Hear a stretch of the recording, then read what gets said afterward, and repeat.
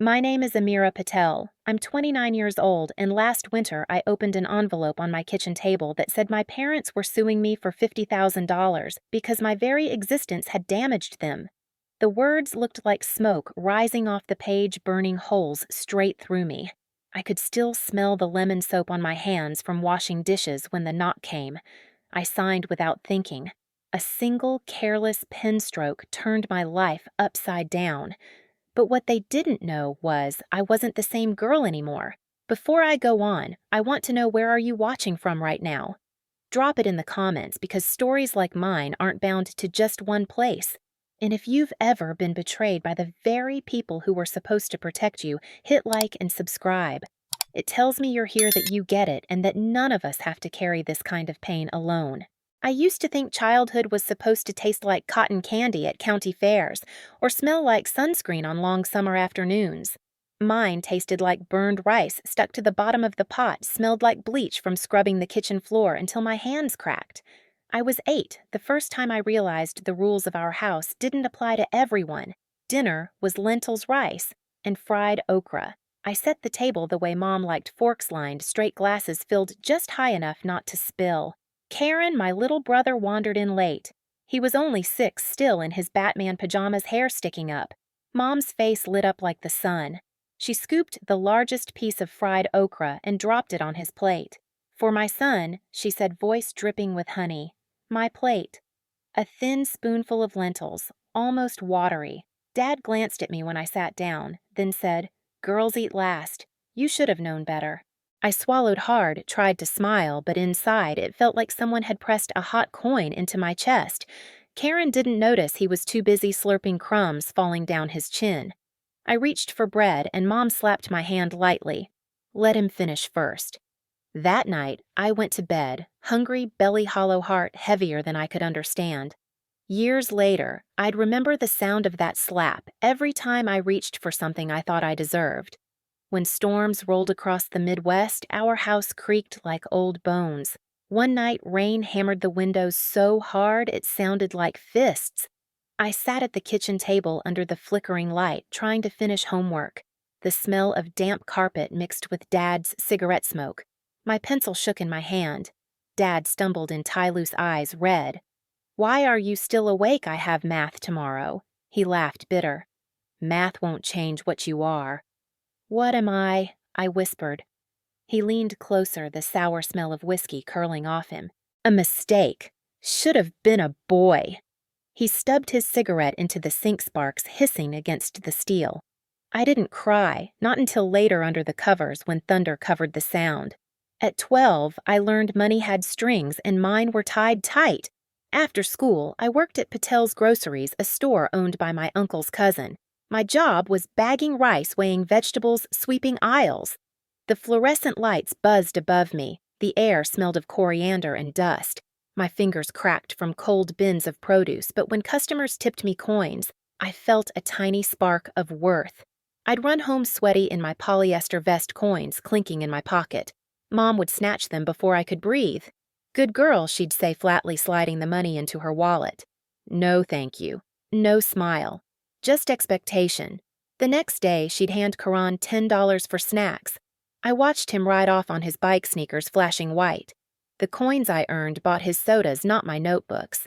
One winter evening, I slipped on ice outside the store and cracked my wrist. The bone bent wrong, pain like fire. At the hospital, Mom squeezed my shoulder hard enough to bruise.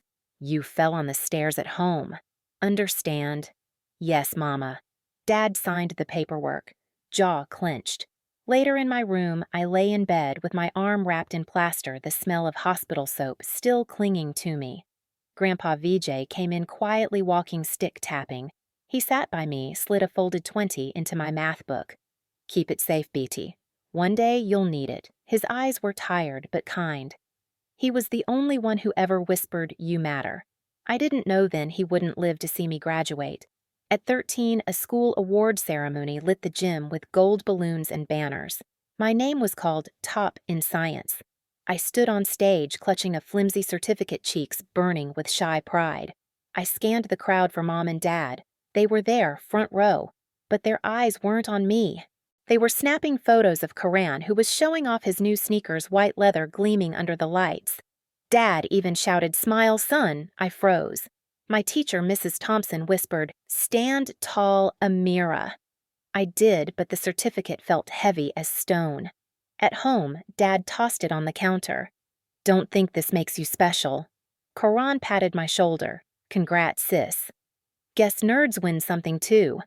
His laugh echoed down the hall long after I shut my bedroom door. I pressed the certificate under my mattress that night. It wrinkled edges torn by mourning. That was my pattern. Every moment I thought might matter was crushed under their indifference, every scrap of pride buried under shame. And I didn't know it then, but all those scraps were adding up, waiting to ignite. By the time I was 15, my hands already looked older than my face. Tiny cuts from stocking shelves, burns from hot pans, dry patches from bleach. Sometimes I'd stare at them in the mirror, wondering if this was what adulthood felt like, except I was still just a kid. Holidays should have been magic. At our house, they were a stage play with bad actors. One Christmas, the smell of cinnamon rolls drifted from the oven lights, blinking unevenly on the plastic tree. I had saved up from shifts at the store and bought myself a second-hand sweater, navy blue sleeves, a little too long. I wrapped it carefully and put it under the tree, hoping maybe, just maybe, Mom would smile when she saw I didn't expect anything. Karan tore open package after package: video games, brand new headphones, a leather jacket. His laughter filled the living room, bouncing off the walls. Mom kissed his forehead. Our son deserves the best. When I reached for my own small box, Dad raised an eyebrow. "What's that A gift? For myself?" Silence. Then his voice cut sharp. "Ungrateful. You think buying your own present proves something girls don't flaunt independence." He yanked the sweater from my hands, tossed it back under the tree. "Return it. Use the money for groceries." I sat, frozen cheeks burning, while Karan snickered, slipping on his new jacket. That Christmas I learned gifts weren't for me. They were reminders of what I could never be. By 17, exhaustion had become my normal. I'd shuffle from school to the store, then collapse into bed with textbooks still open. Sometimes I'd dream of nothing, just black emptiness that felt like relief. One spring night, rain drummed against the roof.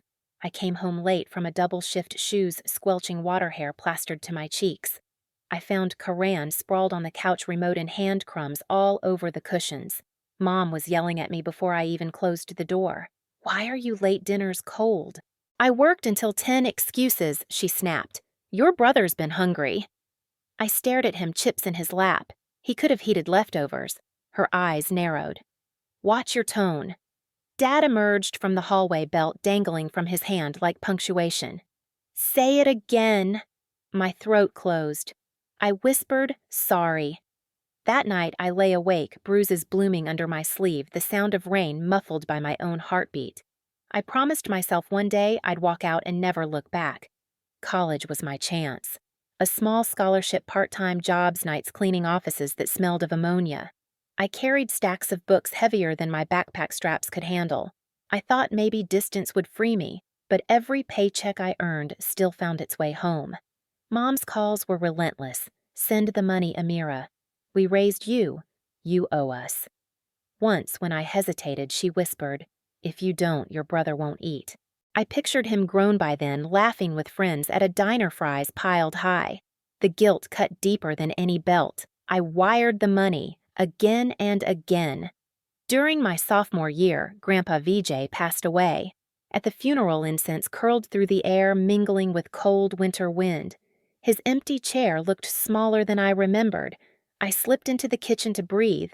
An aunt approached, voice low. "He always spoke kindly of you, you know. Said you had fire in you." My eyes burned. Fire? I felt like ash. Back at school, I worked harder. Grocery store mornings, library nights. By 21, I managed to land a supervisor role, my name finally stitched on a badge. I held it in my palm like a talisman. I thought about mailing a photo home. Maybe Dad would see I wasn't worthless.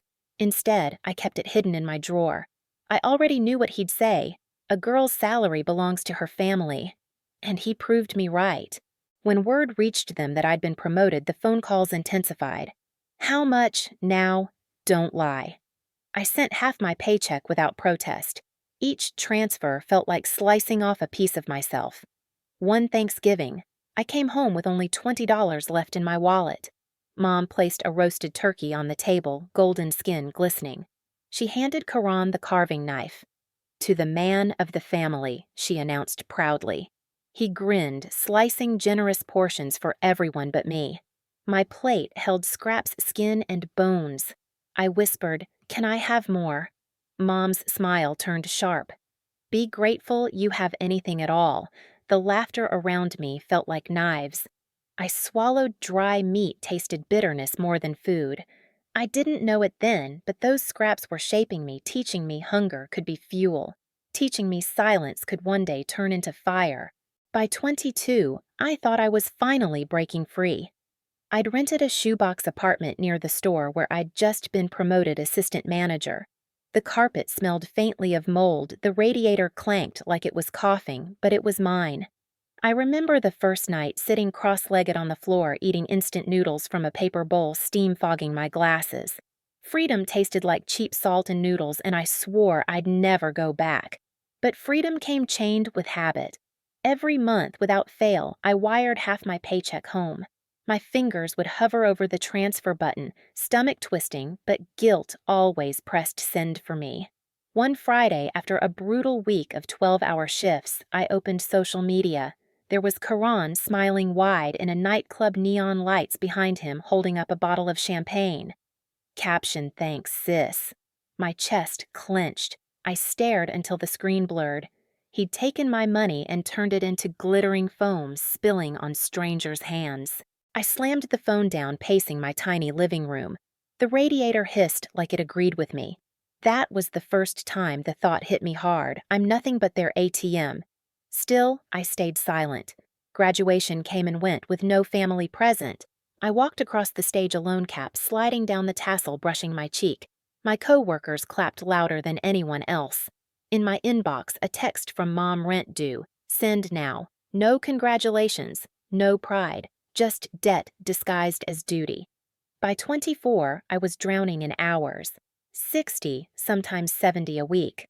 The fluorescent buzz of the store ceiling was the soundtrack of my life. Customers complained employees quit, and I kept everything stitched together with my bare hands. The company rewarded me with another promotion, store manager. I bought myself a cheap second-hand car to cut down bus rides. I remember gripping the steering wheel, leather-cracked engine rattling, but it felt like victory for about a week. Then Dad called. "Dad, you're making good money now." His tone was flat, not a question. "Yes, but send more. Your brother's applying to grad school." My knuckles whitened on the wheel. Grad school. He barely passed last semester. Dad's voice sharpened. "Don't question, just send." I hung up trembling. The next morning, I transferred more, jaw-locked, bile rising. I didn't know it back then, but each wire transfer was another nail sealing me into their coffin. Then came the year of the broken ceiling. A storm tore through town water, leaking through my apartment roof. I called my landlord, who shrugged it off. For weeks, I fell asleep listening to the drip, drip, drip into a pot by my bed, mold spread across the ceiling like bruises. One night, Mom called while I was coughing from the damp air. "Send another 1,000, she demanded. "I can't. My ceiling's collapsing." "You're dramatic. We need it more." Something cracked in me. My voice came out sharper than I expected. "No." Silence. Then her hiss. "You've cursed us since the day you were born." She hung up. My hands shook so badly I dropped the phone. I sat on my bed, staring at the moldy ceiling, tears soaking into my shirt. That night, the pot overflowed water, splashing onto the floor, seeping into the carpet. I didn't clean it up. I just sat there listening. The word "no" echoed louder than the storm. That was the first real rebellion, and it tasted both terrifying and electric, but it came at a price. Soon after, letters began to arrive. A credit company demanding payments on accounts I didn't remember opening. The envelopes were thick paper smelling of ink and accusation. I tore one open and froze. My name, my social security number, but debts from years ago when I was only 16. I confronted Dad over the phone. "There must be a mistake," I said. He exhaled slowly. Stop causing trouble. Your brother needed help back then. The room spun. You used my name, Family Sacrifices. You should be proud. My hand shook so hard I nearly dropped the phone. You committed fraud. You watch your mouth, he growled. I hung up, pulse pounding. I pressed my forehead against the cool glass of my apartment window, city lights smearing into streaks. The betrayal stung sharper than the mold in my lungs. I didn't know it then, but those debts, those stolen years would become my sharpest weapon. For now, I folded the letters, shoved them into a drawer, and pretended I could still breathe. At 26, I was tired of pretending. The transfers stopped one morning in November when frost glazed the sidewalks and my breath puffed white on the way to work. I stared at the banking app on my phone thumb hovering over the send button, then slid it back into my pocket. For the first time, I let the silence ring. Mom called that evening. Her voice was sharp, slicing through the receiver. "Where's the money I'm keeping it this month?" "You dare talk back, I'm done, Ma! I need to live too." The pause that followed was colder than winter air. Then she spat. "You're a curse. You've always been a curse." I set the phone down before she could hang up on me. My hands trembled, but under the shaking was something steadier anger cooling into steel. Weeks passed without a word from them, but I could feel the storm gathering. At work, I pushed harder stocking aisles until my shoulders screamed, meeting sales targets, until exhaustion blurred the edges of my vision. My team respected me. Customers remembered my name. For once, I felt almost whole. Then came Thanksgiving. I decided not to go home. Instead, I bought myself a small turkey breast mashed potatoes in a box cranberry sauce from a can. I lit a single candle on my chipped table. The meal smelled humble, but it was mine. As I chewed, memories intruded Dad carving turkey for Karen Mom, smiling wide as my plate stayed bare. The candle flickered, wax pooling. This time, no one could take my portion. But silence has a way of luring shadows back. One evening after closing the store, I returned to find an envelope wedged under my apartment door. My name was stamped in heavy black ink. Inside were papers demanding repayment on family expenses, food, clothing, education totaling thousands. At the bottom, scrawled in bold, "You owe us everything." My knees gave out. I slid to the floor, the smell of dust and old carpet filling my lungs. It wasn't just words anymore.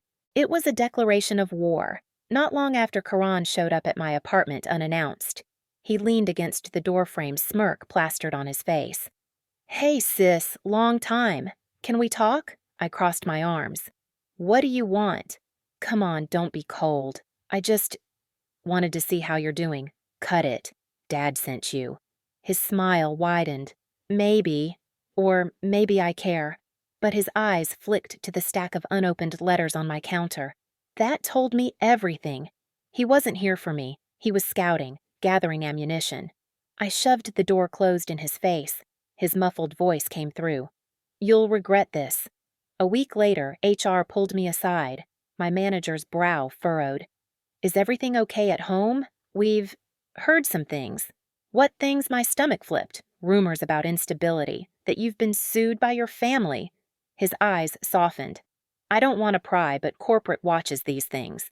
Heat rushed to my face. Betrayal didn't just bruise, it bled into every corner of my life. I forced a smile. Everything's fine, but inside panic clawed. If they ruined my career, what would I have left? That night, I called Maya. She answered with her usual brisk warmth. "Hey, stranger." "What's up? They're coming for me," I whispered. "It's not just money anymore. They're poisoning everything." "Then we fight," she said simply. Her confidence steadied me. She promised to dig into financial records to trace debts to find what lay rotting underneath. And she did.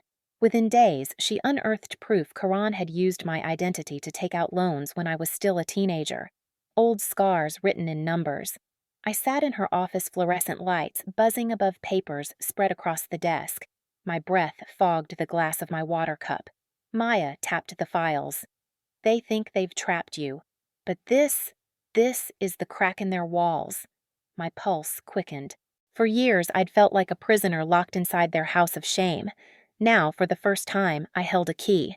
The past replayed in fragments: the slap at the dinner table, Dad's growl of mistake, Mom's hissed curses, Karen's smirks. Each memory stacked on the other, forming something jagged but strong. I left Maya's office with the folder clutched to my chest. Outside, the wind whipped sharp and icy.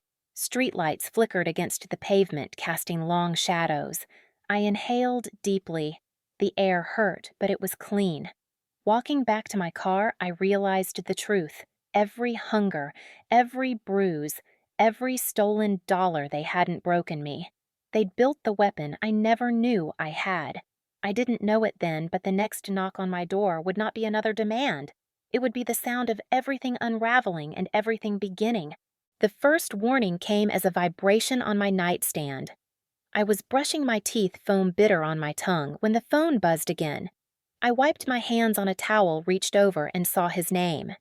Dad. I hesitated. Answering meant letting his voice in. Ignoring meant punishment later. I opened the message instead.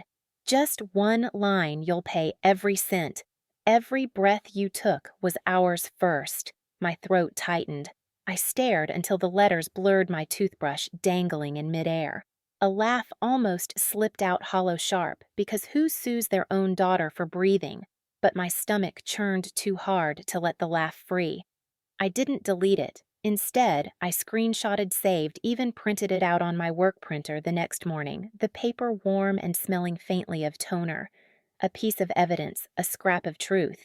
At the store that day, I forced a smile. "Welcome in," I said to customers bagging groceries like my body was on autopilot. The register beeped steady as a metronome, but each tone echoed in my head like a ticking clock. My employees huddled in the break room, joking about weekend plans. One asked if I wanted to join them for karaoke. I shook my head cheeks, aching from the fake grin. My mind was stuck on Dad's words, each beep another reminder that my life was being tallied in debts I never signed up for. A week later, the storm came, walking in wearing sneakers. Karan. He leaned against the cereal display, tapping his phone, that smirk I'd hated since childhood plastered on his face. "Hey, sis," he said, voice lazy. "Manager now, huh? Fancy title." I stiffened. "You can't be here." "Relax, I'm shopping." He picked up a box, turned it over, tossed it back.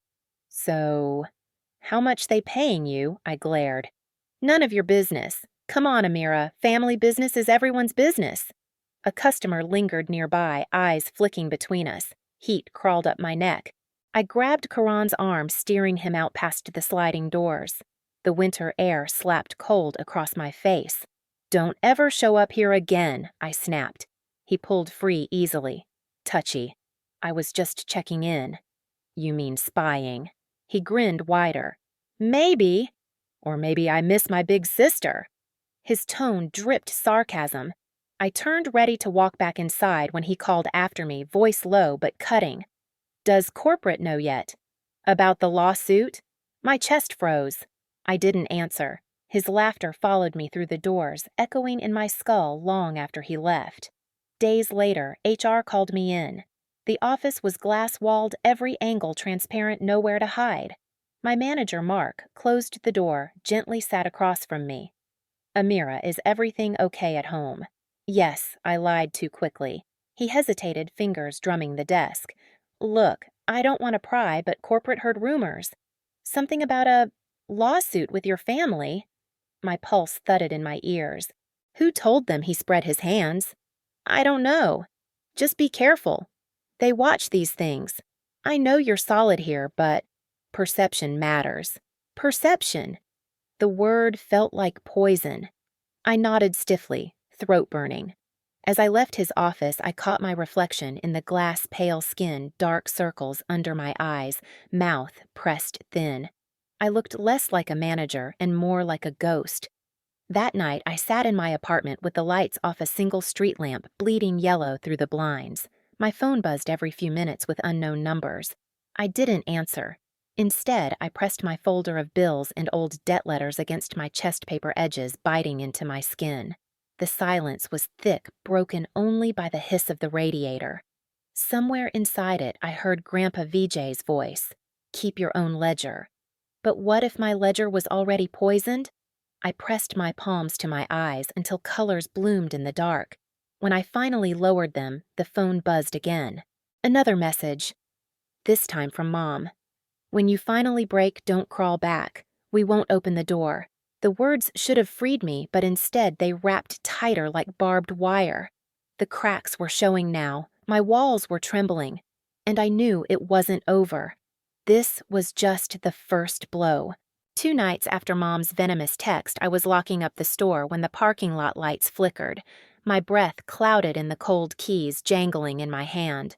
I spotted a figure leaning against my car. Karan. He waved like we were old friends. Late shift, huh? Rough. I gritted my teeth. Move. Relax. I just came to talk. I approached slowly, the smell of his cologne sharp in the frosty air. He held out a manila envelope. Thought you should see this. Inside was a copy of the lawsuit thicker than I'd seen before. Extra pages. Added claims, emotional neglect, humiliation, financial abandonment. They're serious this time, he said, smirk curling. Honestly, I'd settle if I were you. Save everyone the embarrassment. I shoved the papers back at him. You're enjoying this? He leaned closer, breath fogging in the air between us. Of course.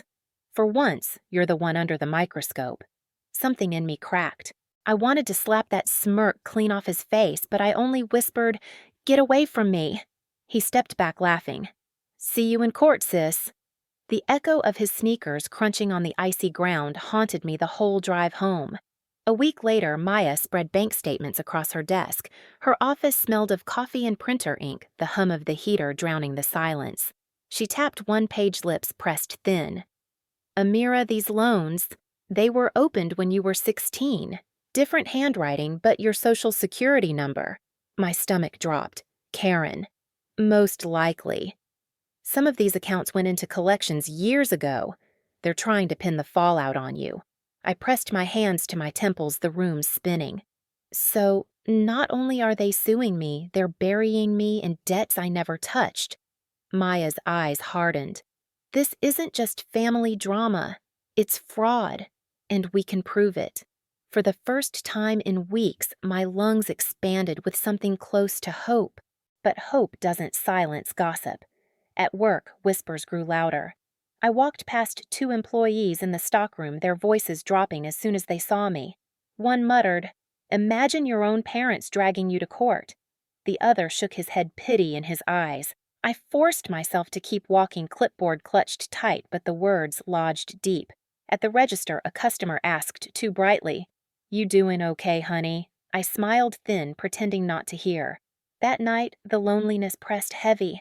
I sat on my couch, lights dim, lawsuit papers spread around me like a crime scene.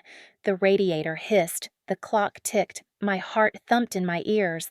Every page screamed the same message, "You're guilty for existing." I don't know how long I sat like that before my phone buzzed again. Another text from Dad. "We'll take your job, your reputation. You'll have nothing left." I clenched the phone until my knuckles whitened. My reflection in the darkened TV screen stared back, hollow-eyed, trembling. They weren't just after money. They were after me.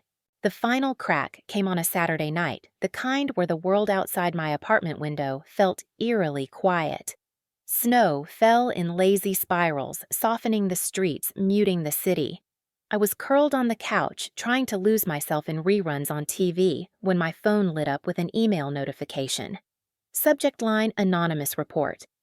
I opened it and felt the blood drain from my face. The message claimed I had been stealing merchandise from my own store electronics cache, even food. Attached were grainy security photos of a woman in a uniform, her face blurry but framed to look like me. At the bottom, a line corporate will want answers. My chest seized. I knew instantly this wasn't random. The photos were doctored sloppy if you looked close. But it didn't matter. Lies had weight when dropped in the right hands. I forwarded the email to Maya with shaking fingers. Within minutes, she called. Where did this come from, the sender's hidden? My voice cracked. They're trying to destroy me at work. Don't panic. We'll trace it. But Amira don't talk to anyone until I say. I nodded even though she couldn't see. My apartment felt smaller than ever, the shadows closing in. On Monday, Mark called me into his office again. His eyes were heavy voice, low. "We got a complaint." I don't believe it, but corporate is nervous. "Just be careful." I managed a stiff smile. "Thank you." But inside, my stomach was acid. That night, Maya called back, her tone clipped. We traced the email. Guess where it came from? I already knew. Their house. Exactly. Their Wi-Fi network. They didn't even bother to hide it. I pressed my forehead against the cool window pane. Snowflakes melted instantly, sliding down like tears. The betrayal felt fresh again, sharper than any belt, crueler than any slap. My own family framing me as a thief. Days blurred. The phone calls kept coming, sometimes silent, sometimes filled with whispered curses. I started leaving the TV on at night just to drown out the ringing in my head. Sleep came in broken snatches, dreams full of slammed doors and courtroom glares. Finally, I couldn't take it. I drove to their house. The old neighborhood looked the same, chipped paint sagging porches, cars parked crooked in driveways. My childhood home loomed dark against the snow windows, glowing faintly. I rang the doorbell once, twice, until it buzzed in my bones. The door opened to Karen, leaning in the frame, arms crossed. His smirk was already waiting. "Why the hell are you banging like that? Move," I said flatly. "Wow. No hello, no manners. You really are ungrateful." I said move. My voice cracked sharp. He stepped aside slowly, like he was doing me a favor. Inside, the living room was exactly as I remembered: stale air, threadbare rug, the same couch where Mom once perched like royalty. She was there now, chin-tilted lips curling. Dad sat in his recliner, arms folded, eyes hard. Mom's smile was venom. "Look who crawled back, the curse herself." "You sued me," I said, hands trembling at my sides. Dad leaned forward, voice booming. "You never learn. Always dramatic. Always needing attention." "You dragged me into court," I snapped. "Do you even realize how insane that is?"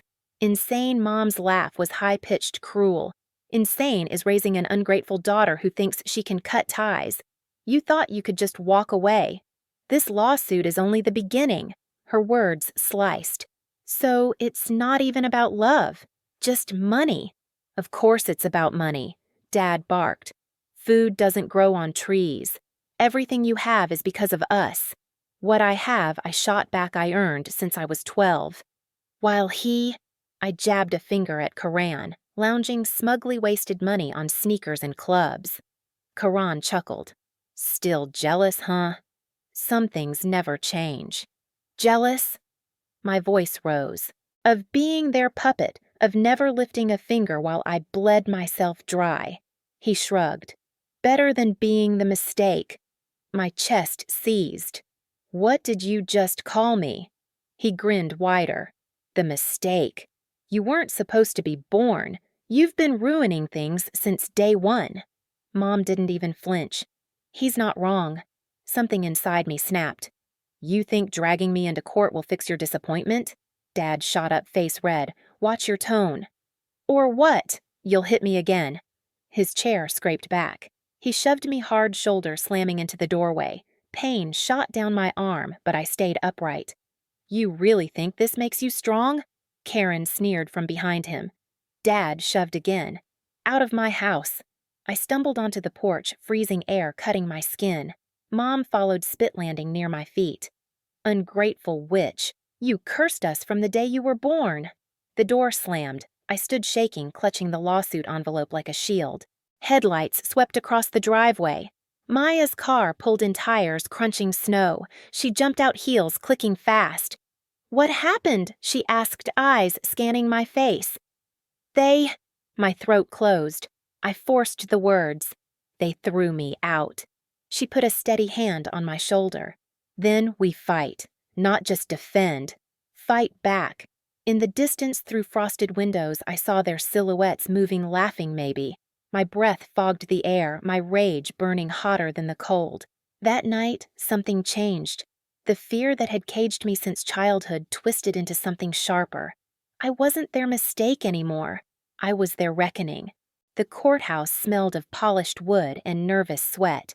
Light poured through tall windows, cold and merciless, bleaching the room of color. My shoes clicked against the tile as I walked in beside Maya. My palms were damp fingers clenched around a folder thick with evidence. Across the aisle, my parents sat flanked by Karen and their lawyer. They looked composed, almost smug, like this was a family dinner where they expected me to apologize at last. Mom dabbed a tissue against the corner of her eye even before the judge entered. Dad leaned back, arms folded, jaw tight. Karan lounged in his chair, tapping his pen against the table. "All rise," the bailiff called. We stood. My knees felt hollow, like I might buckle. The judge, gray-haired and stone-faced, settled in his seat. "Case Patel versus Patel. Plaintiffs, you may proceed." Their lawyer rose smoothly, voice slick. "Your Honor, this is a story of sacrifice. Parents who gave everything to a daughter who abandoned them. They clothed her, fed her, educated her. Now she prospers while they suffer." "Where is the fairness?" Mom sniffled loudly, dabbing her eyes again. Dad shook his head with rehearsed disappointment. I gripped the edge of the table. Each word felt like acid poured on old scars. The lawyer continued, "We request damages of $50,000 for therapy, humiliation, and wasted resources. This daughter refuses to fulfill her duty of support. Meanwhile, her brother," he gestured at Karan, "struggles. Yet she thrives alone. A disgrace." The word cut like a blade. Disgrace. I heard it 100 times in childhood, now amplified by microphones and echoes in the courtroom. The judge leaned forward. "Counsel, did the plaintiffs ever establish a written agreement requiring financial support?" The lawyer blinked. "Well, culturally, it was understood," answer the question the judge pressed. "No, Your Honor, no written agreement." My breath hitched. Maya's hand touched my arm, lightly grounding me. "Very well," the judge said, eyes narrowing. "Continue." The lawyer shuffled, faltered. "Your Honor, beyond financial neglect, there is emotional damage. The parents have suffered humiliation. Their reputation is tarnished because their daughter refuses tradition." He sat. Silence stretched thick. Then Maya stood. Her heels clicked sharp against the floor. She didn't rush. She placed a folder on the podium, her voice calm, precise. "Your Honor, this is not a case of neglectful children. This is a case of abuse." A murmur rippled through the room. Dad scoffed loud, leaning back in his chair. Maya flipped open the folder. "We have records showing that while my client was forced to work jobs as a minor, her brother received allowances, luxuries, freedom. We have photographs of bruises from repeated beatings. We have witness statements, teachers, neighbors, co-workers who observed mistreatment." Mom's tissue froze mid-air. Karan's pen stilled, and Maya continued sliding another document forward. "We have financial records proving loans were fraudulently opened in my client's name when she was 16. The signature does not match hers, but it does match her brother's." Karen shifted in his seat, color draining from his face. The judge's eyes sharpened. "Is this true?" Karen opened his mouth, then shut it. His Adam's apple bobbed. Finally, he muttered, "That was a long time ago." "Is it true?" The judge repeated, voice like a gavel. "Yes," Karan whispered. The silence that followed was heavier than any slap I'd ever endured. Maya didn't stop. "And finally, Your Honor, we traced an anonymous email attempting to defame my client at her workplace. The IP address originated from the plaintiff's home." Dad's jaw tightened. Mom looked away. My pulse pounded in my ears. For the first time in years, I wasn't just surviving their words. Their lies were cracking open in front of strangers who finally saw. Maya's voice cut through again, steady as a blade. "This lawsuit is not about justice. It is about control. And when control failed, they turned to punishment." I looked up at the judge, heart hammering, waiting for his verdict. The judge leaned back, folding his hands. The silence was so thick I could hear the fluorescent lights buzzing overhead. Then his voice rang out steady, final. "This court dismisses the plaintiff's claims." Immediately. The air shifted. Mom gasped, hand flying to her chest. Dad slammed his palm on the table, the sound cracking through the room like a gunshot. Karen's face went pale, his smirk finally gone. But the judge wasn't finished. His eyes pinned them down, cold as stone. Furthermore, this court finds the plaintiff's actions an abuse of process and an attempt at defamation. The plaintiffs will pay $55,000 in damages to the defendant plus all legal fees. My breath caught. For a second, I couldn't move. Then Maya's hand pressed against mine under the table, grounding me. The judge continued, voice sharper now. Additionally, this evidence of financial fraud involving identity theft will be referred to the proper authorities.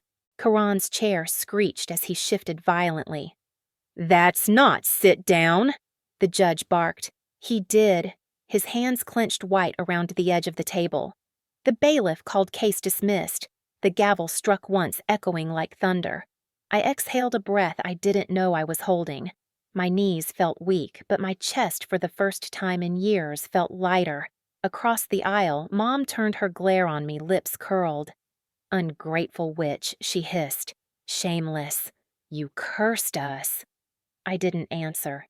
Didn't even look at her. I stood gathering my papers with steady hands while Maya slipped everything back into the folder like a surgeon packing away her tools after a clean cut. As we walked toward the exit, I felt eyes on me, the jury, the clerk, even strangers in the gallery. Not pity, not disgust. Respect. Outside the courtroom, the corridor smelled of old wood and disinfectant. The cold air seeping in from the main doors felt like freedom itself. I leaned against the wall, pressing my forehead to the cool marble. Maya placed a hand on my shoulder. "You did it." I shook my head slowly. "No, we did it." A bitter laugh echoed down the hall. I turned. Karan stormed out, Dad close behind, both their faces twisted with fury. Mom trailed her tissue shredded in her hand. "You'll regret this," Dad spat. "We'll never forgive." I straightened, meeting his glare. My voice was low, cold, steady. "I don't need your forgiveness."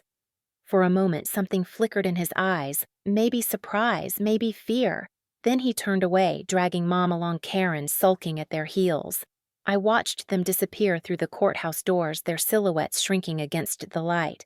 And for the first time in my life, I didn't feel small in their shadow. I stood taller. My breath came steady. And somewhere deep inside, a smile not warm, not soft, but cold and certain, pulled at my lips. The ledger was finally mine. The courthouse doors swung open and cold winter air slapped my cheeks as I stepped outside. Snowflakes drifted down in slow spirals, melting on my coat, hissing against the heat that still burned in my chest. For once, the weight pressing on me wasn't shame, it was release. Maya walked beside me, her heels clicking against the steps. She exhaled a smile, tugging at the corner of her mouth. "You realize what just happened, right? You won." "Completely." I nodded, still half dazed. I thought if this day ever came, I'd cry. Or scream. But I don't feel like either. What do you feel? I looked out across the parking lot, the snow blanketing everything in white silence. Calm. Like the noise in my head finally shut off. We reached her car. She opened the door for me, then paused, lowering her voice. "There's still the matter of those loans. The fraud. Do you want to press charges?" I tightened my grip on the folder in my arms, the edges digging into my palms. Inside were school records, photos of bruises, copies of debts tied to my name when I was 16. My life compressed into evidence. "Not yet," I said slowly. "But one day. That's a chapter I'm keeping for myself." Her eyes searched mine. She nodded once. "Fair enough." Weeks passed. The first payment arrived, a court-ordered check with my parents' names scrawled awkwardly on the corner. I held it in my hands, the paper cool, the ink heavy. For years, money only ever flowed out of me, siphoned into their pockets. Now it flowed back not as a gift, not as guilt, but as proof. I didn't run out and spend it. I bought a small safe instead, tucked it into the back of my closet. Every month I slid the new check inside. It wasn't about the cash. It was about reclaiming what was stolen. At work, something shifted. My team looked at me differently. Respect replaced the sideways glances. My manager pulled me aside one evening, handing me a cup of coffee. The way you handled all this, most people would have crumbled. You stood up.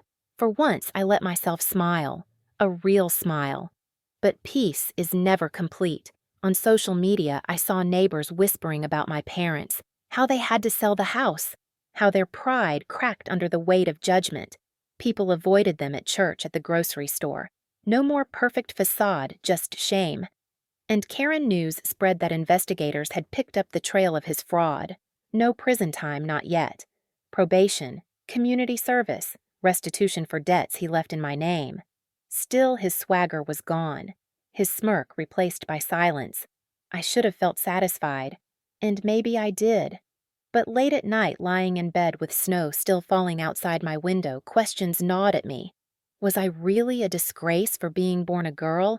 Was I truly cursed like they said I'd close my eyes, hear Mom's hissed words, Dad's growl, Karan's mocking laugh? Then I'd see the judge's gavel, the evidence spread like weapons, Maya's steady hand on mine. And I'd realize maybe I was cursed. But cursed people can turn curses into fire. One evening, Maya called again. We need to decide what to do about the fraud trail. Authorities want to move forward. They'll need your statement. I walked to the closet, opened the safe. Inside, the checks sat neatly stacked. I pushed them aside and pulled out a separate folder labeled in bold marker 16. Inside were all the documents tied to the identity theft, the darkest part of my past. I ran my fingers across the papers, feeling their weight. My voice was quiet but sharp. Not today, but soon. Because they thought the lawsuit was the end. They thought they had destroyed me. What they didn't know was they had just handed me the one weapon I needed. If you've ever felt like the outsider in your own family, you know how heavy that silence can be. My story isn't just mine. It belongs to anyone who's been told they don't belong in their own home. And if you've ever fought to reclaim your voice, you understand why I couldn't stay quiet. So tell me in the comments, have you ever been betrayed by the people who should have protected you? Hit subscribe because this story isn't over. The next chapter is already on its way, and you don't want to miss what happens.